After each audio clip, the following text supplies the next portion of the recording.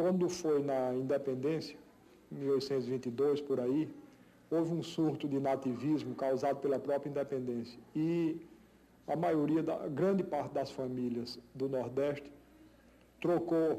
começou a trocar os nomes europeus, portugueses, por nomes ligados à terra.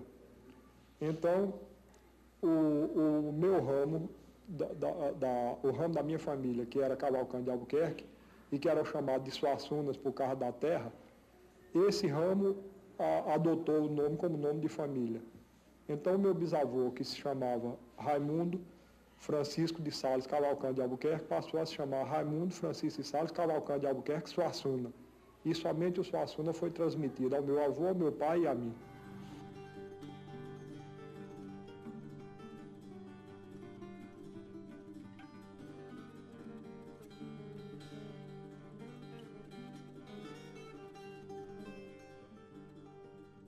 A cultura brasileira, estão fazendo tudo para acabar com ela.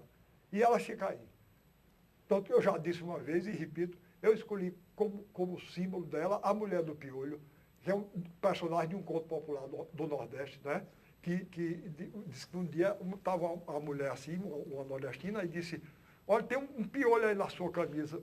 Aí o marido dela, que era um sujeito ruim, pirou e acanhado disse, não, isso não era piolho não, isso era uma formiga. Ela disse, formiga não, porque eu conheço formiga e conheço piolho. Era um piolho e você não diga que não era não. Aí ele disse, era piolho, era formiga e não diga que era piolho não, que eu dou a surra. Ela disse, você pode dar a surra, mas que era piolho era. Ele disse, eu vou matar você. Ela disse, era piolho, eu vi.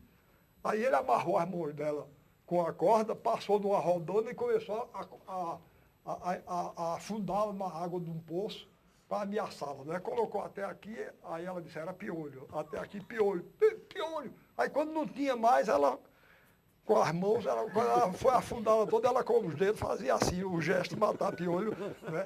Então eu identifico a cultura popular brasileira com a mulher do piolho, porque estão fazendo tudo para matá-la, mas não matam não. Outro dia, um jornalista do Recife me chamou pejorativamente de Don Quixote, porque eu estava esgrimindo contra os moinhos de vento da globalização. Uhum. Tá certo? Eu fiquei honradíssimo, eu digo, esse homem é um incompetente, ele não sabe nem insultar. Ele faz um insulto, ele me deixa orgulhoso, né? Não sabe nem insultar, ele sabe. Aí porque eu acho bonito. Eu acho bonito na vida do Don Quixote aquela luta que ele empreendia. Tá certo? Se ele é derrotado ou não, a mim não importa. E eu acho que ele não é derrotado. No meu entender, ele seria derrotado se ele se conformasse. Tá certo? Mas ele luta. Ele luta com os meios de que ele dispõe. Astúcia é a coragem do pobre. Cultura de massa não é o mesmo que cultura popular. Globalização é o nome novo do velho colonialismo. Essas ideias sintetizam a visão de mundo do teatrólogo, romancista e poeta Ariano Suassuna. O universo mágico que ele criou é inseparável de seu pensamento político e estético. Nascido na capital da Paraíba, em 1927, Suassuna passou a infância no sertão, até o episódio dramático do assassinato do pai, que era o governador do estado, quando Ariano tinha 3 anos de idade. E a vida se desdobrou em frente dos meus olhos, como uma estrada povoada de bichos. Eu passei por problemas muito duros na infância, não é? Sei. E meu pai, que era um político, que governou a Paraíba, ele era, em 1930, a Paraíba se dilacerou muito com o problema político. Talvez mais do que nos outros estados. E meu pai era o líder das forças rurais. O doutor João Pessoa era o líder das forças urbanas. E as forças urbanas venceram a luta de 1930. Então, a história passou a ser contada pelos simpatizantes dele, do doutor João Pessoa. Então, meu pai passou a ser apresentado, eu me habituei desde muito menino, Chico, a ver meu pai apresentado como o representante do mal. O meu pai e as forças rurais representavam o mal. E o doutor João Pessoa e as forças urbanas representavam o bem. Aí eu, muito naturalmente, comecei a reagir, tomando a posição contrária. Eu digo, para mim agora, o rural vai ser o bem e o urbano vai ser o mal. E fiquei me portando assim, mas sem consciência clara do que estava acontecendo. A união da cultura erudita com a tradição popular marca toda a criação de Ariano Suassuna. Uma mistura que ultrapassou os limites de suas histórias e serviu como orientação para o movimento armorial, idealizado por ele nos anos 70 e que propõe que esta união seja estendida a todas as expressões artísticas. O armorial significa a coleção de insígnias de um povo. No Brasil, a heráldica, que é a arte que cuida das insígnias, não é? É uma arte essencialmente popular. Você vê isso nas camisas e bandeiras dos clubes de futebol, na cor azul e na cor vermelha das cavalhadas, dos pastoris, dos altos de guerreiros. Então, como nós procuramos no movimento armorial a criação de uma arte erudita brasileira, baseada nas raízes populares da nossa cultura, então eu batizei o movimento de armorial. Em seus poemas, romances e textos teatrais, o escritor recria o espírito mágico da literatura de cordel. Constrói um universo de mitos, símbolos e arquétipos que povoam o imaginário coletivo. São personagens que vivem no inconsciente popular, na alma das pessoas. O maior de todos os arquétipos participa é a Nossa Senhora. Os homens me pedem para eu rogar por eles na hora da morte. Eu rogo. E olho para eles nessa hora. É Deus. Protesto! Eu já sei que você protesta, mas eu não tenho o que fazer, meu velho. Discordar da minha mãe é que eu não vou. O diabo. Lá vem a compadecida. Mulher em todos se mete. O sertanejo. O que é que já está acima de um rei? A coroa! No que é que eu tô pensando agora? Em me ganhar! O João Grilo é um personagem do Suassuna que é da família do Arlequim, da família dos criados de mulher, da família de vários personagens que são sempre pessoas pouco favorecidas financeiramente e que sobrevivem apesar de tudo. Espreme, não saiu uma ideiazinha. Não desanime, homem, vai ver fome. Eu passei a infância no sertão. Eu vim morar no Recife já com 16 anos de idade, mais ou menos. E no sertão, as minhas diversões principais eram a caçada e a leitura. Eu tive a sorte de pegar uma boa biblioteca. Meu pai gostava muito de literatura.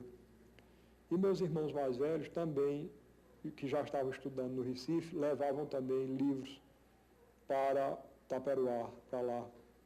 E eu comecei, a minha diversão principal era a leitura. Eu acho que, não sei se você teve infância assim rural, mas se teve, você pode imaginar o que era o encantamento daquele menino sertanejo quando pegava um livro de aventuras. Além dos clássicos da aventura, Os Três Mosqueteiros, O Conde de Monte Cristo, eu gosto mesmo de alguns escritores que são considerados, pela chamada intelectualidade, são considerados assim por cima do ombro, ou por cima, ou gente que torce o nariz a esse tipo de literatura. Eu não, eu tenho a sinceridade de dizer que acho Rafael Sabatini um grande escritor. Escaramucho eu considero uma obra-prima da literatura universal, eu gosto muito. Então, na medida exatamente em que aqueles livros abriam uma espécie de universo para mim, eles representavam também para mim, os autores passaram a ser para mim seres fabulosos.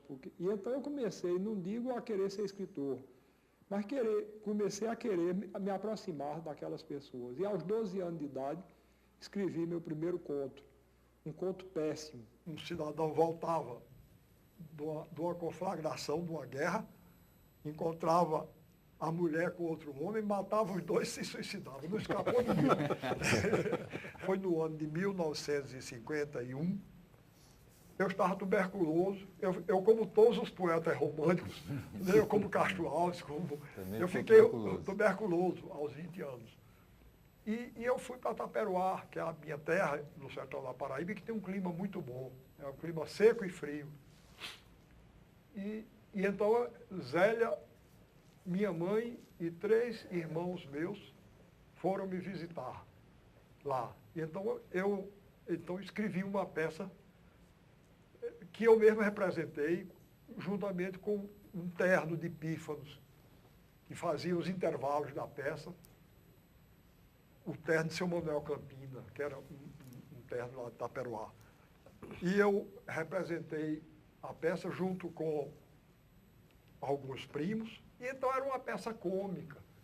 E eu, pela primeira vez, eu ri no meu teatro. E daí em diante, essa peça abriu caminho para as outras peças cômicas minhas, inclusive A Força da Boa Preguiça, O Casamento Suspeitoso, Santiago Porca e O Alto da Compadecida.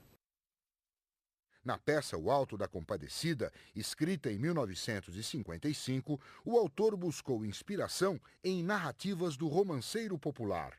2 anos depois, com o sucesso da montagem feita no Rio de Janeiro, o texto ganhou o mundo, com traduções para vários idiomas.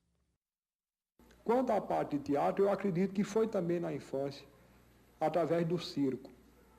O circo que representava para mim tudo que havia de maravilhoso na arte, aquela vida da cidadezinha sertaneja e das fazendas. De repente, o rame-rame cotidiano era interrompido pela chegada do circo, com aquelas moças maravilhosas que andavam em cima de arame e com os palhaços sobretudo. Ainda hoje eu sou um palhaço de circo frustrado. Eu não tenho coragem de entrar no picadeiro, nem tenho coragem de entrar no palco. Mas aí, como autor de teatro, eu escrevo a peça e boto para os outros representarem para ver se consigo reproduzir para mim mesmo aquele mundo maravilhoso que foi o circo. O Suassuna veio pelo teatro, não é? Pela Compadecida, em 57. Então foi o primeiro contato assim arrebatador com uma obra que vinha de Pernambuco, não é? Depois quis o destino que anos depois, de repente, eu fizesse essa Compadecida. Eu jamais podia imaginar que 50 anos depois eu teria... Não fiz no teatro, mas também é interessante, porque fiz no cinema, e o cinema guarda, na medida do possível, para sempre. Para sempre. Para que você me chamou, João? É que esse filho de chocadeira quer levar a gente pro inferno. Eu só podia me pegar com a senhora mesmo. Vou ver o que eu posso fazer. Intercedo por esses pobres, meu filho, que não tem ninguém por eles. Não os condene.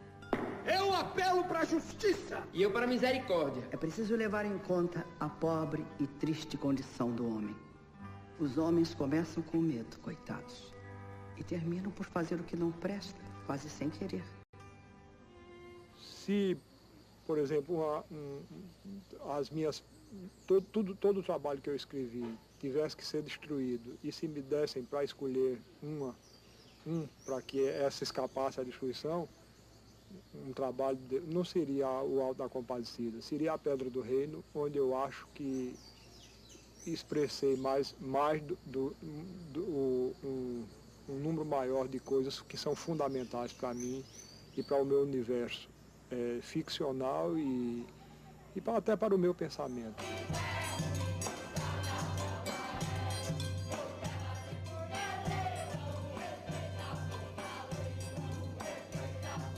Espero que você goste. Se não gostar, vou gostar.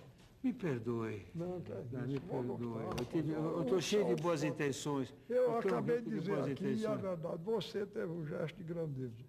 Tá certo? O fato de você...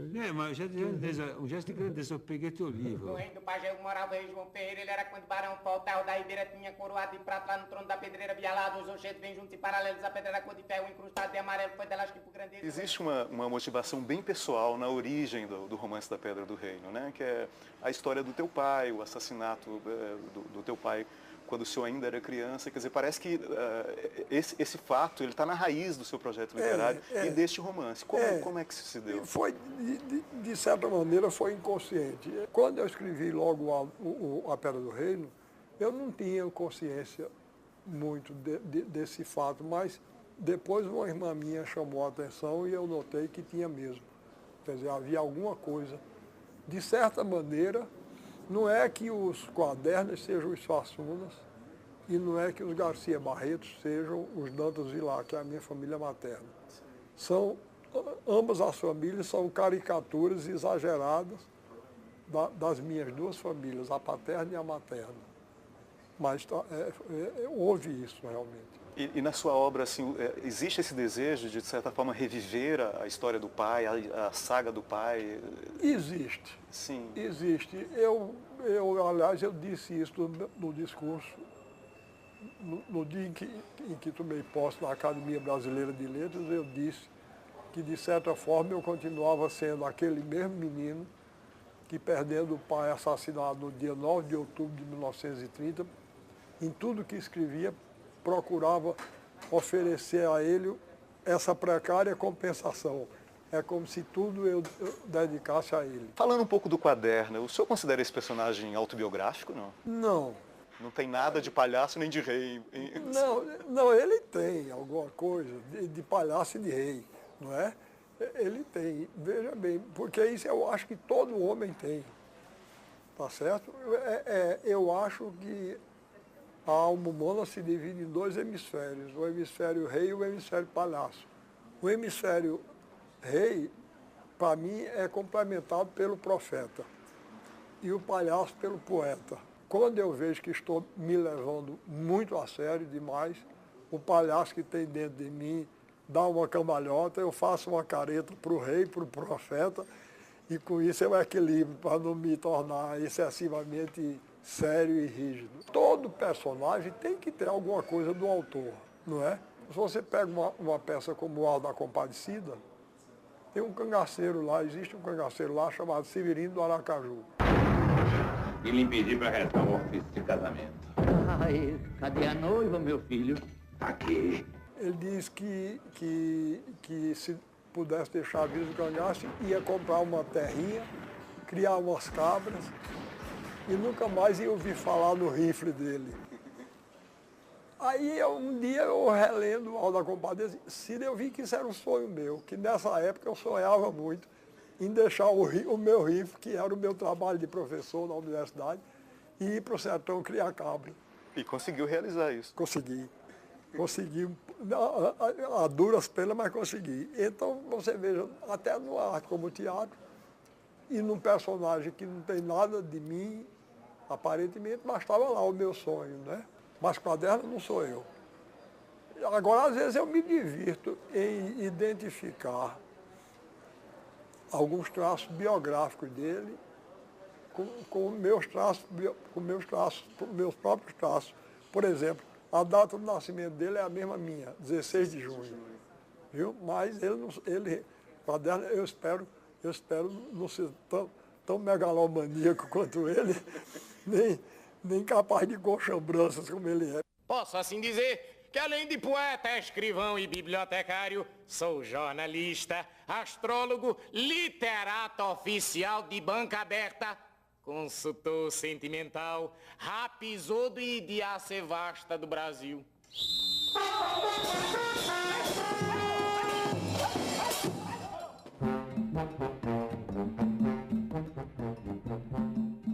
Adriano, você está fazendo 80 anos. Conta pra gente, que não chegou lá ainda. Qual é o prazer disso? Olha, não tem diferença não. Tem não. Você tem, chegando aos 80 anos, tem algumas desvantagens. É evidente, a gente tem uma proximidade maior da morte, mas tem outras vantagens. Eu hoje tenho, por exemplo, uma serenidade que eu não tinha quando era jovem, não é?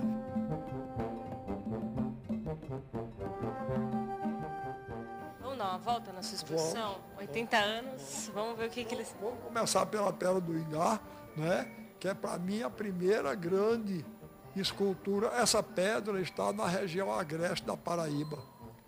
E muitas dessas formas eu adoto na minha literatura e no meu desenho.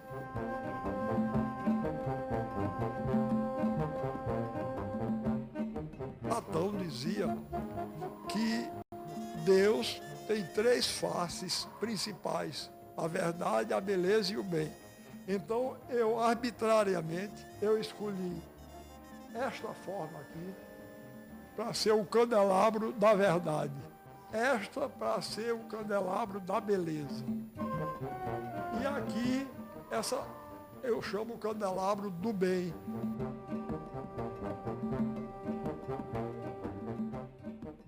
Mas aí, brincando, eu digo o seguinte, que bem que o pessoal está enganado quando diz que o futebol foi inventado pelos ingleses. Para mim, porque esse primeiro brasileiro está fazendo um gol de letra, assim, tá vendo?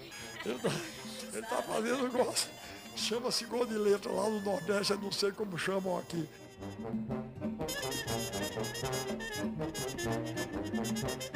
Para fazer as iluminagravuras, eu parti dos apocalipses medievais, que eram chamados iluminuras, não é? Aí eu criei esse neologismo, iluminogravura, onde eu pretendi fundir o espírito da iluminura com o da gravura feita pela luz em papel. Nessa iluminogravura eu procurei representar o candelabro da verdade, que está lá na Pedra do Ingá, e o candelabro da beleza.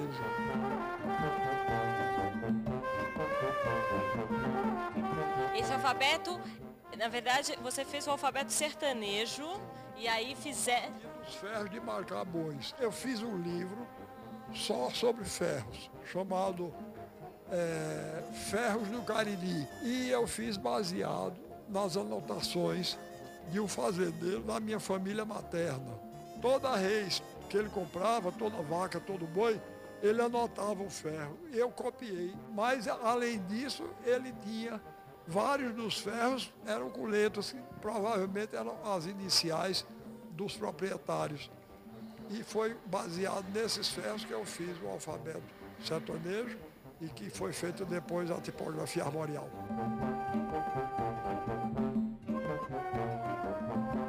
Eu, na minha arte, procuro expressar o meu universo. Agora, se esse universo está ultrapassado, se isso vai ficar ou não ficar, isso é problema das outras pessoas, não meu. Tá certo? Eu não acredito que passe, não. Vai passar se for ruim. E isso eu não sei, só o tempo é que vai dizer.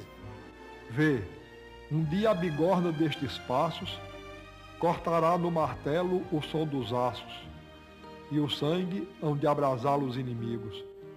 E a morte, em trajos pretos e amarelos, brandirá contra nós doidos cutelos e as asas rubras dos dragões antigos.